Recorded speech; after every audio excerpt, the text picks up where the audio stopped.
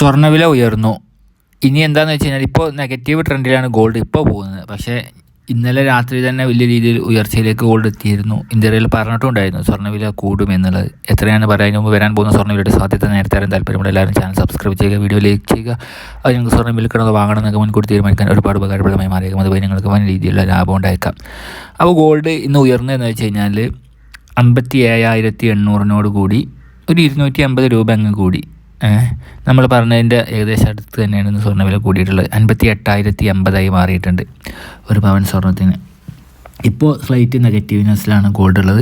ഇന്നത്തെ non farm payroll data ഇന്ന് വരാനുണ്ട്. ഇന്നല്ല, ഇന്ന് ഞായറാഴ്ചയാണ്, നാളെയാണ് വരിക നോൺ ഫാം പേറോൾ ഡേറ്റ. അപ്പോൾ അതിന് ഭയങ്കര പ്രധാനമാണ്. ഇന്നലെ ഇപ്പോൾ ജോബ്ലെസ് ക്ലെയിംസും അതേപോലെ തന്നെ പ്രൈവറ്റ് പേറോൾസൊക്കെ വന്നു. അതൊക്കെ ജോബ് റിപ്പോർട്ടുകളൊക്കെ പ്രൈവറ്റ് ജോബ് ഡേറ്റ എന്ന് പറഞ്ഞു കഴിഞ്ഞാൽ അത് എന്താണ് കരുതി അത്ര ജോബ് ആഡ് ചെയ്യാൻ കഴിഞ്ഞിട്ടില്ല.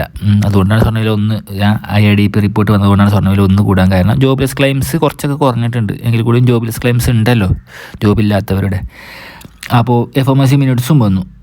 അപ്പോൾ ഈ കാര്യങ്ങളൊക്കെ ഗോൾഡിന് അനുകൂലമായി മാറുകയാണ് ചെയ്തിട്ടുള്ളത്. ജോബ്ലെസ് ക്ലെയിംസിലുള്ള ചെറിയൊരു പ്രശ്നം ഉണ്ടായിട്ടും സ്വർണ്ണവില മേലേക്ക് പോയി. ഓക്കെ, പക്ഷേ ഇപ്പോൾ സ്ലൈറ്റ് നെഗറ്റീവ്നെസ്സാണ് ഉള്ളത്. നോൺ ഫാം പേറോൾ ഡേറ്റയ്ക്ക് കളം ഒരുങ്ങുക. അപ്പോൾ നോൺ ഫാം പേറോൾ ഡേറ്റ എങ്ങാനും സ്ട്രോങ് ആയിട്ട് വരികയാണെങ്കിൽ സ്വർണ്ണവില എന്താവും, താഴേക്ക് കുതിക്കും.